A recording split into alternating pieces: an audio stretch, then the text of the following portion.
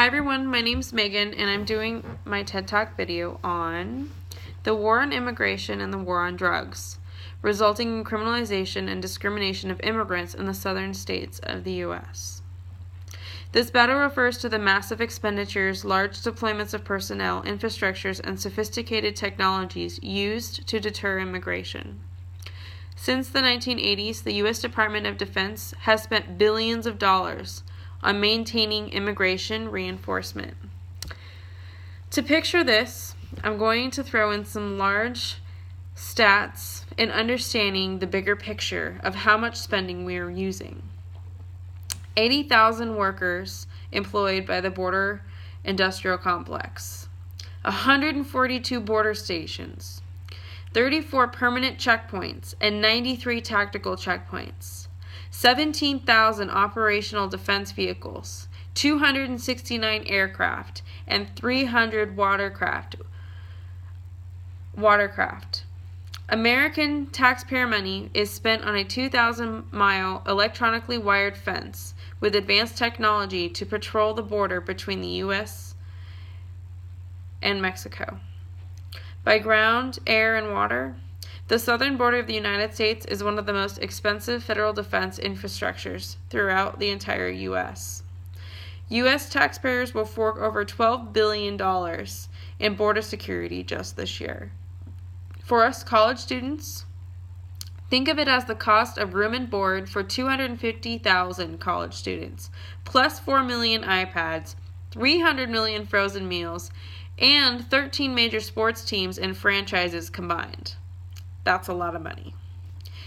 70% of the $12 billion is spent on inspections and trade facilitations at or between ports of entry and administration.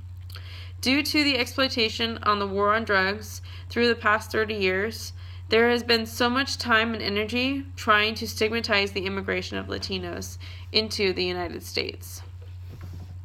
This is such a high devotion to protecting the national security of American citizens. And this infrastructure has caused some major consequences, such as controlling human mobility and the creation of anti-immigrant stereotyping. Human mobility is the natural human right according to the Universal Declaration of Human Rights. Human mobility is a natural human right to move out of your country freely.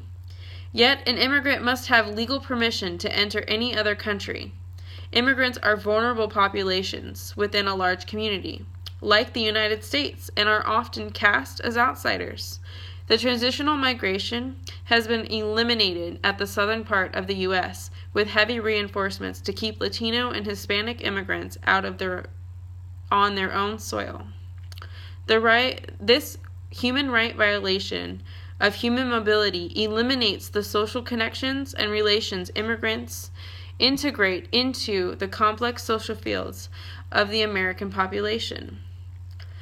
The majority is dominating the minority, with negative stereotyping and labeling, creating a discriminatory and criminalizing criteria on the population attempting to cross the border without permission, leading to stereotyping undocumented immigrants as having associations with high crime, marginalizing the perception of undocumented immigrants as criminals instead of humans trying to find a better opportunity through transnational migration.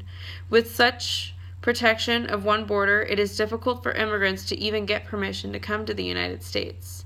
The federal government only allows 1 million immigrants from all over the world to legally register as citizens in the United States every year. But the migration of undocumented immigrants is much higher. The war on immigration and the war on drugs has caused a natural human right to become a criminal offense and a controversial issue in the political regime of the United States. We need to stop thinking of undocumented immigrants as criminals and using the war on immigration and the war on drugs as validation to take someone's human right. For a country that is worldly seen as having a foundation protecting human rights, it should extend to every individual entering the United States. Thank you for watching.